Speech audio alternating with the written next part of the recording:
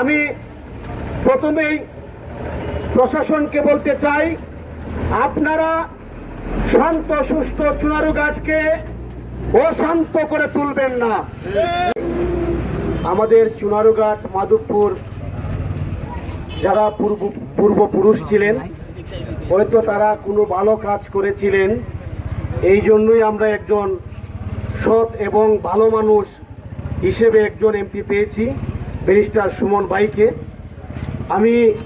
আপনারাও অবগত আছেন, ইতিমধ্যেই ব্যারিস্টার সুমন ভাই এমপি হয়েছেন, মাত্র 5 মাস হয়েছে। চুনারুঘাটে প্রত্যন্ত অঞ্চলে অনেক উন্নয়নমূলক কাজ হয়েছে এবং আমি বলতে চাই 5 বছর পর্যন্ত ইনশাল্লাহ উন্নয়নের কাজ অব্যাহত থাকবে। আমি আজ দুঃখের সাথে বরাক্রান্ত মন নিয়ে বলতে চাই, আমরা একজন ভালো মানুষ পেয়েছিলাম, উনাকে মারার জন্য এক কুচক্রী মহল এক নীল নকশা আঁকতেছে।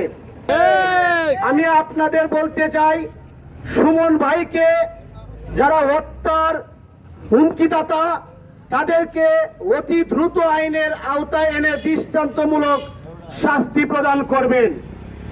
আমি বলতে চাই, সুমন ভাই আমাদের চুনারুঘাট মাধবপুরের শেষ আস্থার স্থল। যদি সুমন ভাইয়ের কিছু হয় তাহলে আমরা তরুণ যুবক যারা আছি আমরা ঘরে বসে থাকবো না। সুমন ভাইয়ের জন্য প্রয়োজন হলে আমরা জীবন দিয়ে দিব। যেহেতু নামাজের সময় হয়ে গেছে, বক্তব্য সংক্ষেপে করার জন্য বলেছেন, আমি 3 নং দেওরবাসীকে আমি ধন্যবাদ জানিয়ে, সুমন ভাইয়ের বিপদে আপনারা পাশে দাঁড়িয়েছেন, ধন্যবাদ জানিয়ে আমার বক্তব্য শেষ করলাম। জয় বাংলা, জয় বঙ্গবন্ধু। প্রথম পরিচয় হচ্ছে আমি 3 নম্বর দেওরগাছ ইউনিয়ন আওয়ামী লীগের সাধারণ সম্পাদক। আরেকটা পরিচয় হচ্ছে আমি অগ্রণী উচ্চ বিদ্যালয়ের সিনিয়র শিক্ষক বশির আহমেদ।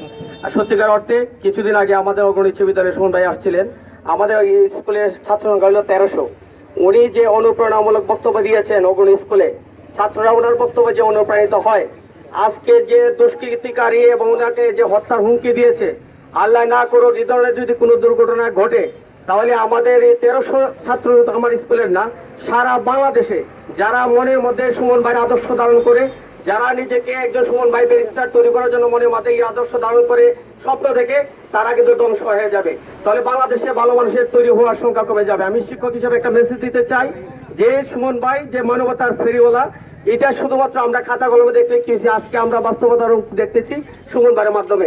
সুতরাং আমাদের সকলের দাবি, যারা এই চক্রান্তের সাথে জড়িত তাদেরকে আমাদের মাননীয় প্রধানমন্ত্রী দৃষ্টি আকর্ষণ করতেছি, আপনাদের সকলের প্রিন্ট মিডিয়া, ইলেকট্রিক মিডিয়ার মাধ্যমে, যাতে দৃষ্টান্তমূলক শাস্তি হয় এবং যারা এটার সাথে জড়িত তারা যাতে জনসম্মুখে চলে আসে।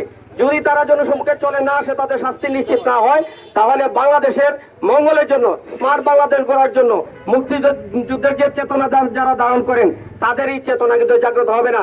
ধীরে ধীরে বাংলাদেশ ধ্বংসের দ্বার প্রান্তে চলে যাবে। আপনারা দেখেছেন অলরেডি সারা বাংলাদেশে সুমন ভাইকে এই হত্যার হুমকির জন্য যে মানববন্ধন হয়েছে, এই সুমন ভাই কিন্তু শুধুমাত্র চুনারুঘাটের একটা সম্পদ না, সুমন ভাই একটা আবেগের নাম। সেই জায়গা থেকে আমরা সকলেই প্রত্যাশা করি সুন্দর একটা সমাধান আসবে এবং যারা আইনের ভিতরে এনে তাদের শাস্তি নিশ্চিত হবে, সেই প্রত্যাশায় আমরা মানববন্ধন অব্যাহত রাখবো। যেদিন মাননীয় প্রধানমন্ত্রী আমাদের সুন্দর একটা সমাধান দেবেন, সেদিন আমরা দীর্ঘ নিঃশ্বাস ফেলবো। সবাইকে ধন্যবাদ, যারা আজকে আমাদের সুযোগ্য চেয়ারম্যান মহোদয়কে ধন্যবাদ জানাই এবং এলাকাবাসীকে ধন্যবাদ জানাই। আজকে যে মানববন্ধন হয়েছে সকলে অংশগ্রহণ করার জন্য, সবাই ভালো থাকুন। আবারও সুমন ভাইকে বলি, আমরা রাজপথে আছি, আপনি নির্দ্বিধায় আপনি আপনার যে সৎকর্মে আপনি নিজেকে আত্মনিয়োগ করেন, ভয় পেবেন না। সাধারণ জনগণ, আপনার 16 কোটি মানুষ আপনার সাথে আছে। জয় বাংলা, জয় বঙ্গবন্ধু।